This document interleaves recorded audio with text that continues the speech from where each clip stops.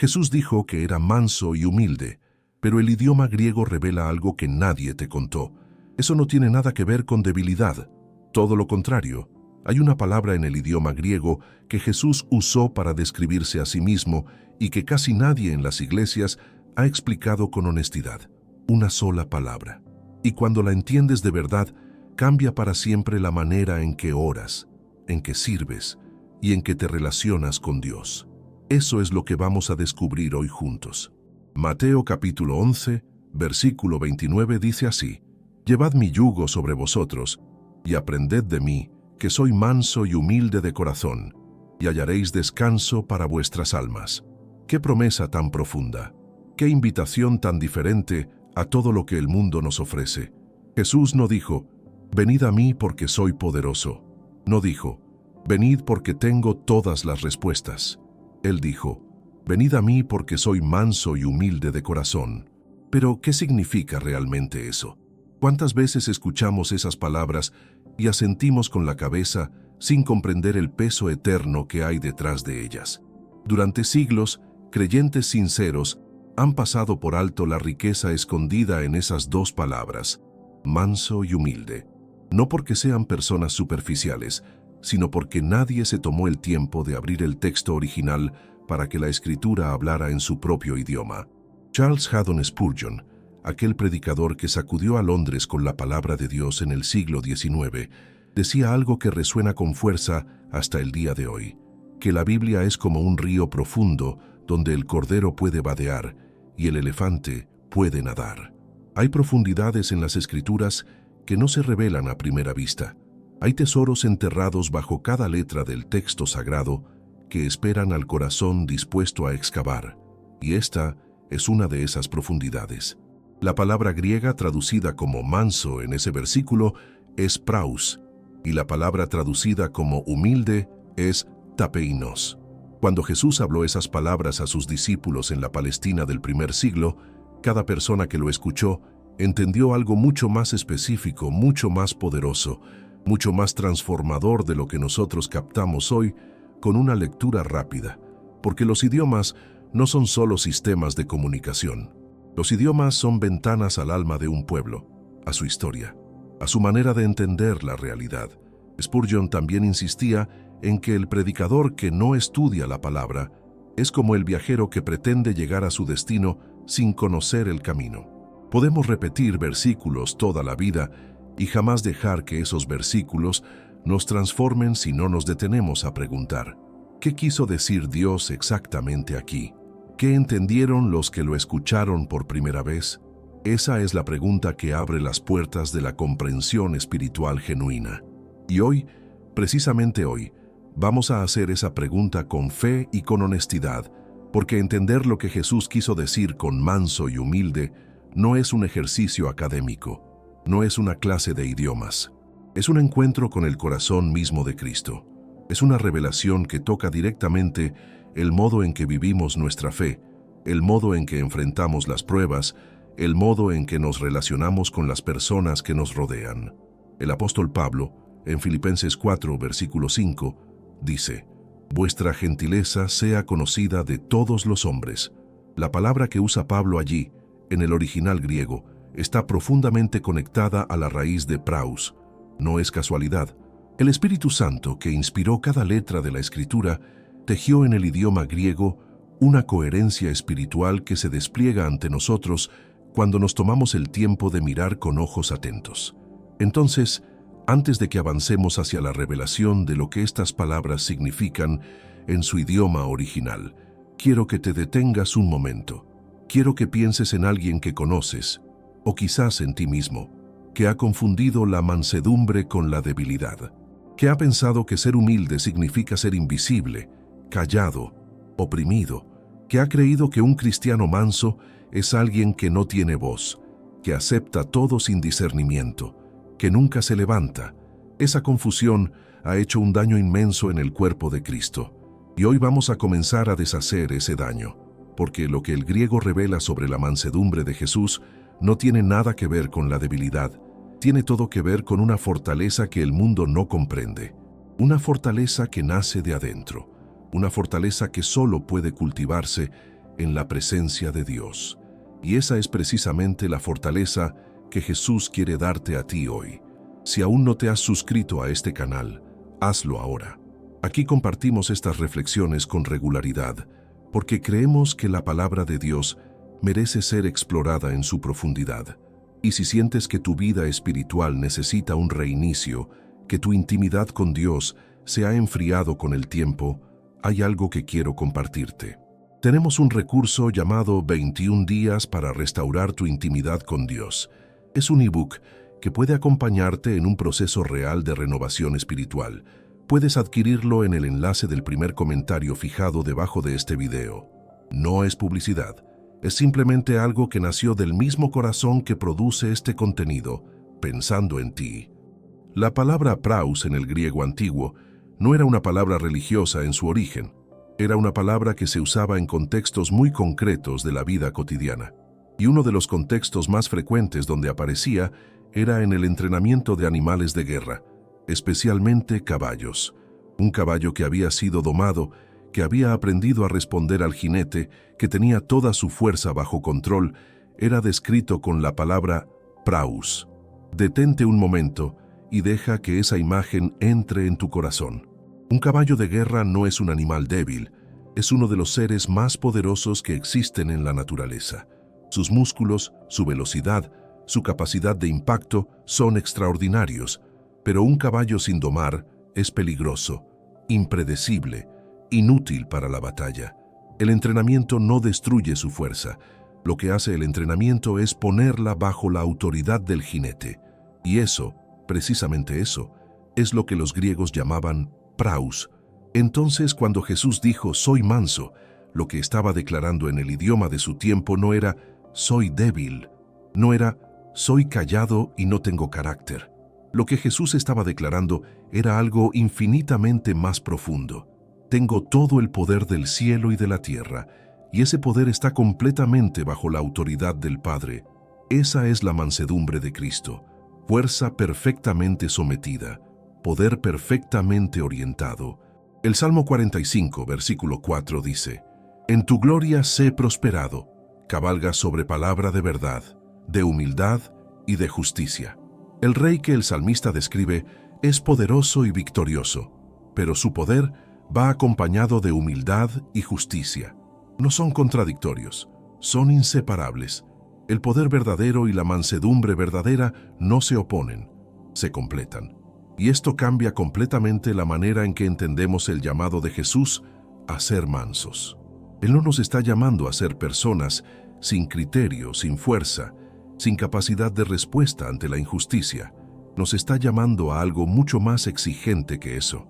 Nos está llamando a tener toda nuestra fuerza, toda nuestra inteligencia, toda nuestra pasión y toda nuestra voluntad completamente entregadas, completamente sometidas a la voluntad de Dios.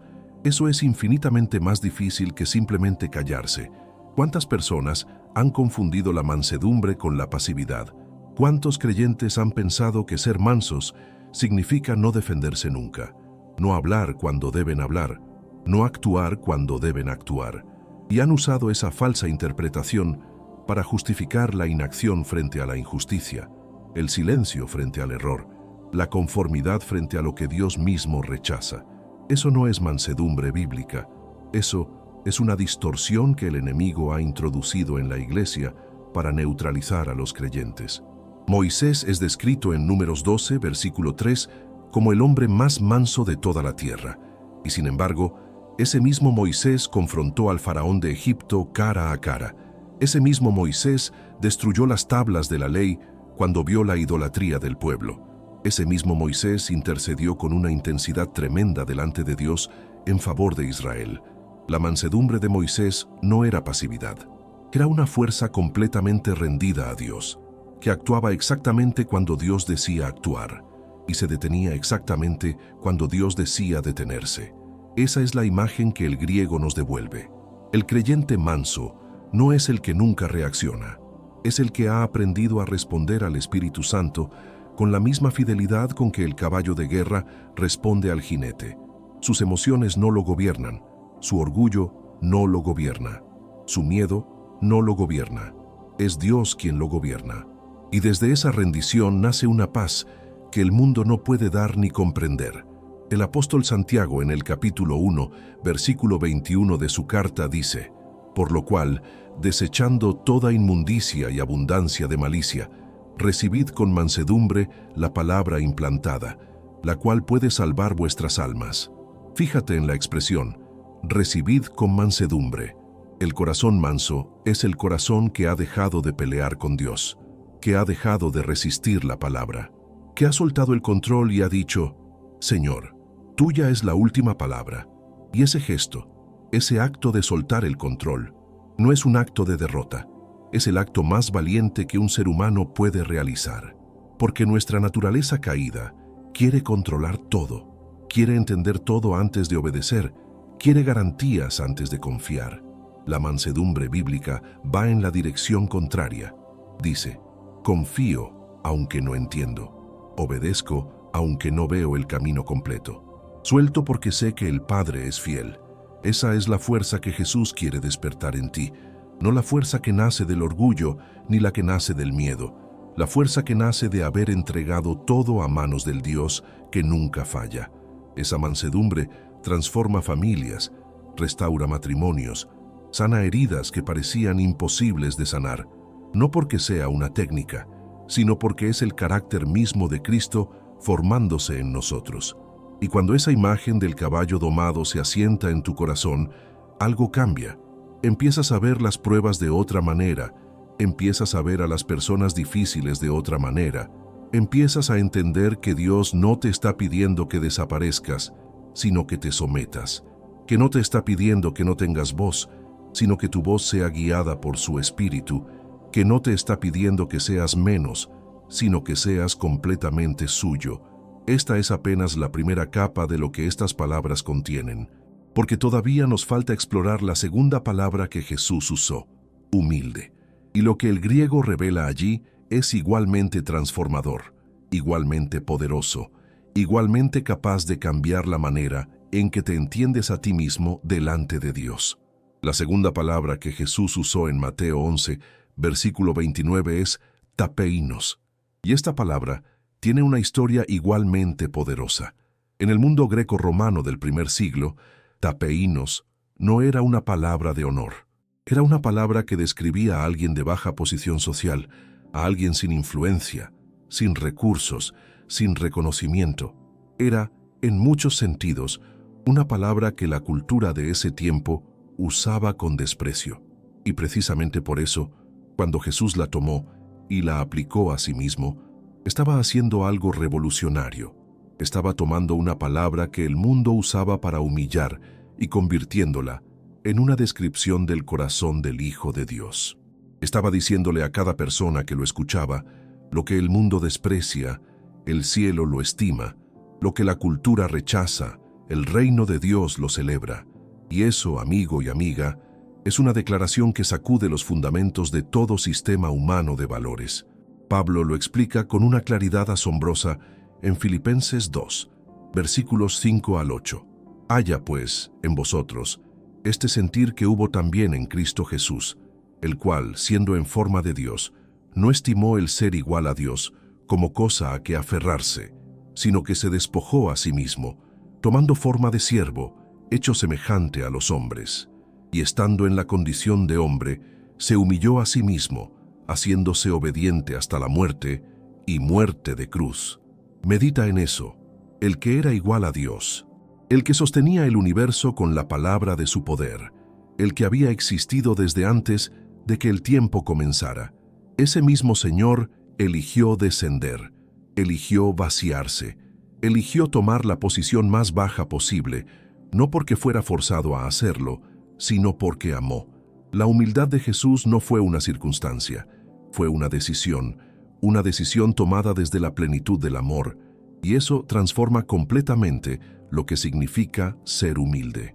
No es un estado al que llegamos cuando nos sentimos aplastados por la vida, no es lo que queda cuando todo lo demás ha sido quitado.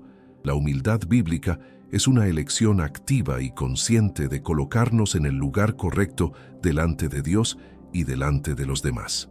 No porque seamos menos, sino porque entendemos que toda grandeza verdadera viene de arriba. El Salmo 138, versículo 6 dice: «Porque Jehová es excelso y atiende al humilde, mas al altivo mira de lejos». Fíjate en la imagen. Dios, que es excelso, que habita en las alturas, que es infinitamente mayor que todo lo creado, atiende al humilde. No lo ignora, no lo pasa por alto, lo atiende. Esa palabra en el hebreo implica cercanía, atención personal, cuidado específico. El humilde no está lejos de Dios. El humilde está exactamente donde Dios dirige su mirada. Y al altivo, Dios lo mira de lejos. No porque Dios sea vengativo, sino porque el altivo, por su propia postura, se ha alejado del lugar donde Dios habita.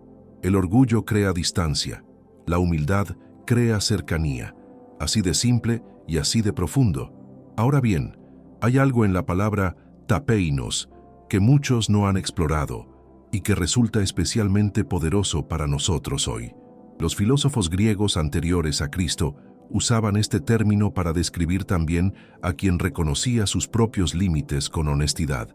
No el que se denigraba a sí mismo de manera exagerada, sino el que tenía una visión correcta y clara de quién era y de quién no era.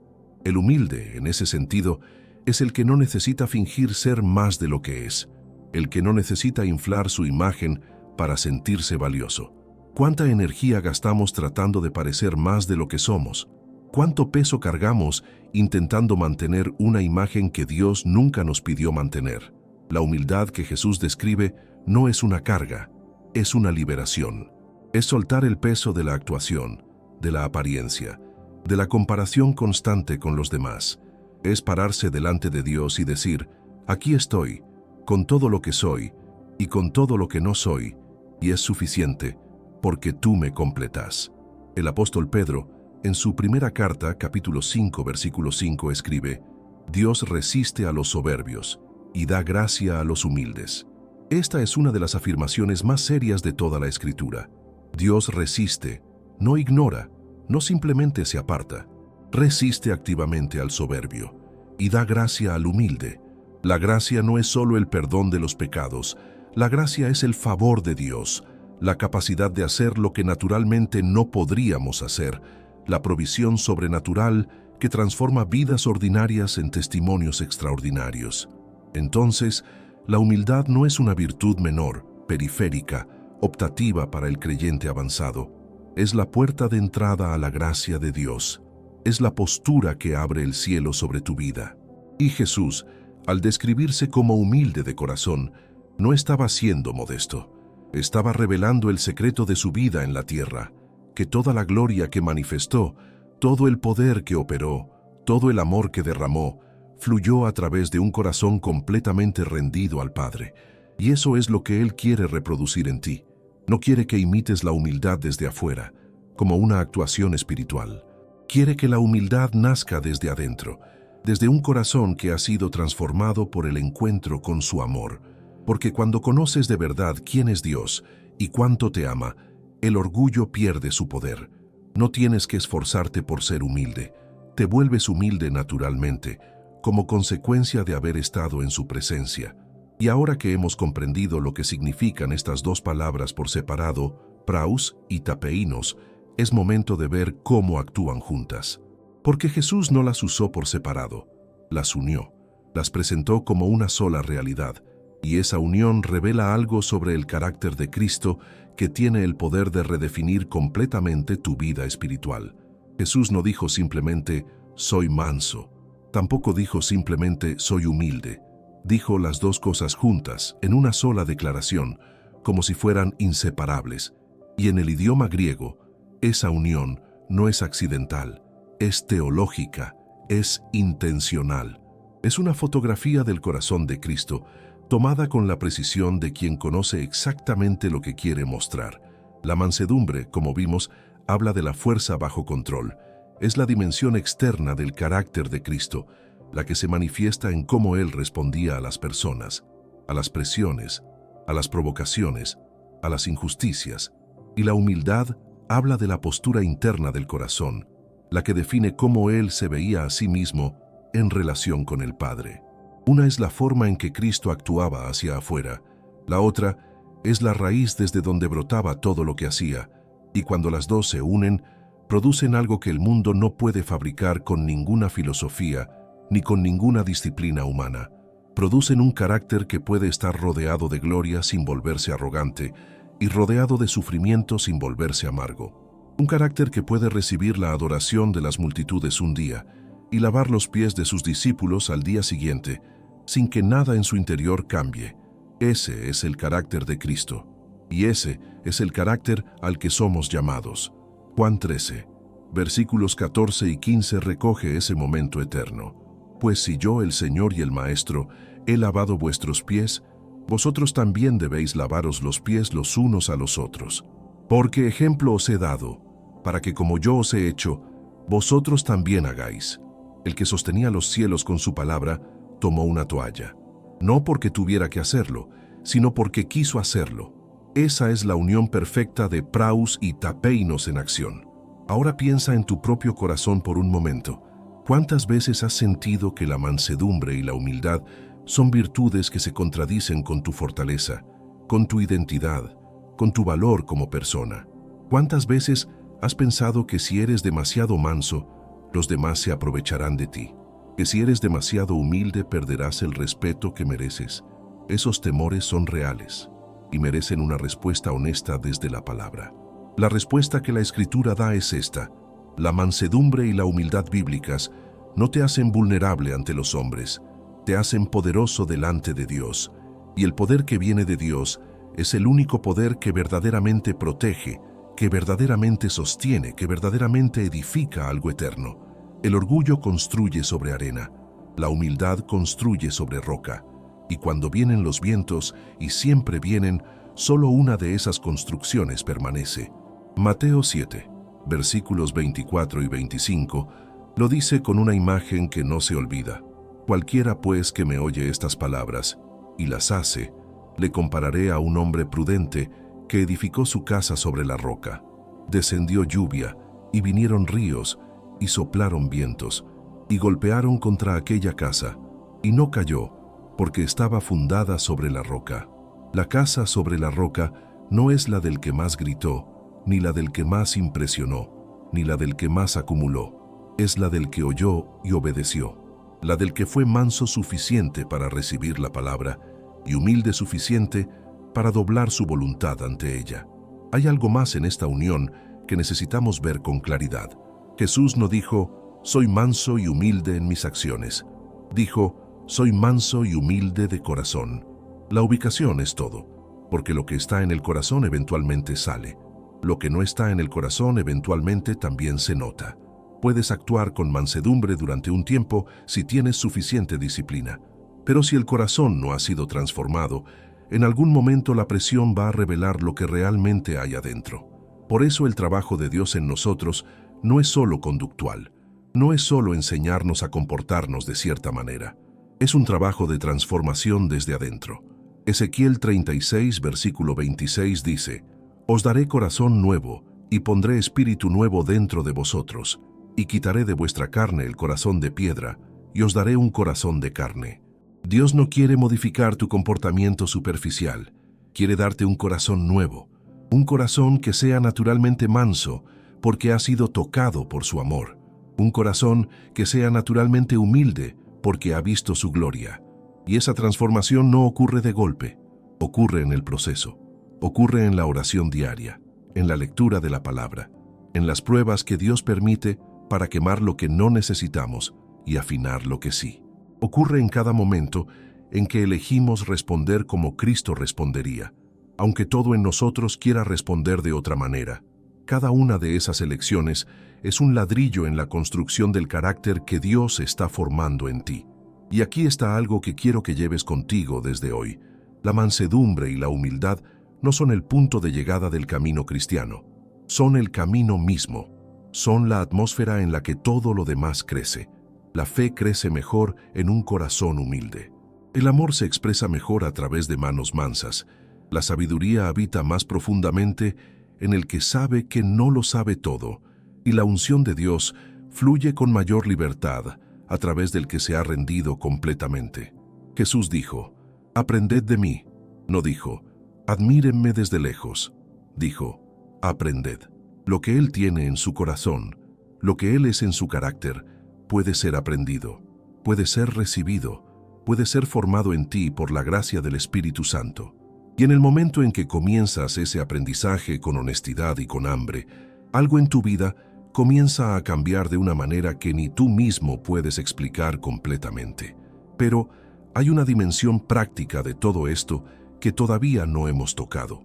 Porque una cosa es entender estas palabras en su riqueza original y otra cosa es saber cómo se viven en el día a día, en las relaciones que duelen, en los momentos de injusticia, en las horas de duda. Eso es exactamente lo que vamos a explorar a continuación. Toda revelación espiritual verdadera tiene que aterrizar en la vida real. No puede quedarse flotando en los conceptos, por hermosos que sean, porque la fe que no se encarna en lo cotidiano es una fe que todavía no ha madurado completamente. Y Dios no nos da comprensión de su palabra solo para que tengamos mejores argumentos teológicos. Nos la da para que seamos transformados, para que vivamos diferente, para que el mundo que nos rodea sienta la diferencia. Entonces, ¿cómo se vive la mansedumbre y la humildad de Jesús en el día a día concreto? ¿Cómo se expresan estas dos palabras griegas en la cocina de tu casa, en tu lugar de trabajo, en tus relaciones más cercanas, en los momentos en que alguien te falla, te hiere, te malinterpreta o te trata con injusticia? La primera expresión práctica de la mansedumbre es la capacidad de recibir la corrección sin destruirse. El corazón orgulloso, cuando es corregido, se defiende, ataca, busca culpables o se hunde en la autocompasión. El corazón manso, cuando es corregido, pregunta, ¿hay algo de verdad aquí que Dios quiere que vea? No acepta toda crítica como válida de manera ciega, pero tampoco la rechaza de manera automática. La filtra con discernimiento y humildad, buscando lo que Dios quiere decirle a través de ella. Proverbios 12, versículo 1, dice algo que incomoda profundamente a nuestra naturaleza caída. El que ama la instrucción, ama la sabiduría, mas el que aborrece la reprensión es ignorante. Amar la instrucción, no solo tolerarla, no solo aguantarla con una sonrisa tensa, amarla. Porque el que ama la corrección sabe que cada corrección es una oportunidad de crecer, de acercarse más a Dios, de parecerse más a Cristo. Y eso solo es posible desde un corazón que ha abrazado la mansedumbre como estilo de vida. La segunda expresión práctica es la capacidad de no devolver el mal por el mal. Esta es quizás una de las pruebas más difíciles de la mansedumbre bíblica. Cuando alguien nos hace daño, algo en nuestra naturaleza grita por justicia inmediata. Quiere que el otro sienta lo que nosotros sentimos. Quiere que las cosas se equilibren de inmediato. Y ese impulso, en sí mismo, no es completamente malo. El problema es cuando tomamos la justicia en nuestras propias manos, de maneras que Dios nunca aprobó. Romanos 12, versículos 17 al 19, lo establece con una claridad que no deja espacio para la interpretación cómoda. No paguéis a nadie mal por mal. Procurad lo bueno delante de todos los hombres. Si es posible, en cuanto dependa de vosotros, estad en paz con todos los hombres. No os venguéis vosotros mismos, amados míos, sino dejad lugar a la ira de Dios, porque escrito está, mía es la venganza, yo pagaré, dice el Señor. Dejar lugar. Esa expresión es enormemente poderosa. Significa que cuando eliges no vengarte, no estás dejando que la injusticia quede impune. Estás dejando espacio para que Dios actúe. Estás confiando en que el juez de toda la tierra hará lo recto. Eso requiere una humildad profunda, porque significa reconocer que tu criterio no es el criterio final, que tu percepción de la situación no es la percepción completa, que hay un Dios que ve lo que tú no ves y que actúa en los tiempos que tú no controlas. La tercera expresión práctica es la disposición a servir sin necesitar reconocimiento. Esta toca una herida muy común en el corazón humano, porque todos tenemos una necesidad legítima de ser vistos, valorados, reconocidos. Pero cuando esa necesidad se convierte en la motivación principal de nuestro servicio, entonces ya no estamos sirviendo a Dios. Estamos sirviendo a nuestra propia necesidad de aprobación, y eso, tarde o temprano, produce amargura cuando el reconocimiento no llega. El corazón humilde sirve porque ama, no porque necesita ser aplaudido. Sirve en lo pequeño con la misma dedicación con que serviría en lo grande. Sirve cuando nadie está mirando con la misma fidelidad con que serviría en público. Colosenses 3, versículo 23 dice: «Y todo lo que hagáis, hacedlo de corazón, como para el Señor y no para los hombres, como para el Señor». Esa pequeña preposición lo cambia todo. Cuando sirves como para el Señor, nunca quedas sin reconocimiento, porque Él siempre ve, Él siempre valora, y su aprobación es la única que en verdad sostiene el alma. La cuarta expresión práctica es la capacidad de hacer las paces antes de que tu orgullo esté listo para hacerlas. ¿Cuántas relaciones se han roto? ¿Cuántos matrimonios se han fracturado? ¿Cuántas amistades se han perdido? Porque ninguno de los dos estuvo dispuesto a dar el primer paso mientras el orgullo todavía ardía. La mansedumbre no espera a que el otro se humille primero. No calcula quién tiene más razón antes de extender la mano. Va primero porque ha aprendido de aquel que vino a buscar a los perdidos antes de que nadie lo buscara a él. Mateo 5, versículo 9 dice: «Bienaventurados los pacificadores, porque ellos serán llamados hijos de Dios». No los que siempre tienen la razón, no los que jamás ceden, los pacificadores, los que toman la iniciativa de la reconciliación, aunque les cueste algo. Esos son llamados hijos de Dios, porque en ese gesto se parecen al Padre que reconcilió al mundo consigo mismo a través de Cristo, sin esperar a que el mundo tomara el primer paso. Y hay una quinta expresión, quizás la más íntima de todas: la capacidad de estar en silencio delante de Dios, sin necesitar tener todas las respuestas. El corazón humilde puede sentarse con sus preguntas sin que esas preguntas destruyan su fe. Puede decir: «No entiendo por qué esto está pasando, pero confío en el que sí entiende». Puede habitar en la incertidumbre sin perder la paz, porque su paz no está anclada en las circunstancias, sino en la persona de Cristo. El Salmo 46, versículo 10 dice: «Estad quietos y conoced que yo soy Dios». El quieto no es el que no tiene preguntas, es el que ha aprendido que la quietud es el lugar donde Dios se revela. Y esa quietud solo es posible desde un corazón que ha elegido la mansedumbre y la humildad, no como una imposición, sino como el camino más hermoso y más fértil que existe para caminar con Dios. Todo lo que hemos explorado hasta aquí, desde el significado original de las palabras griegas hasta sus aplicaciones más concretas en la vida diaria, nos lleva ahora hacia un lugar de cierre, un lugar donde todas estas verdades se unen en una sola invitación que Jesús mismo hace a tu corazón.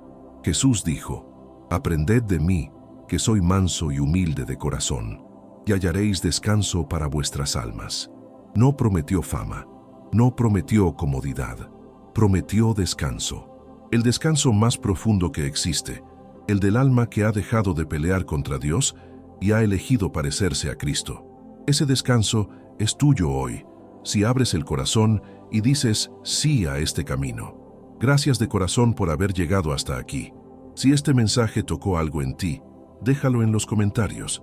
Nos alimenta saber que la palabra está obrando en vidas reales. Dale like a este video, suscríbete al canal para que nada de lo que compartimos te pase por alto.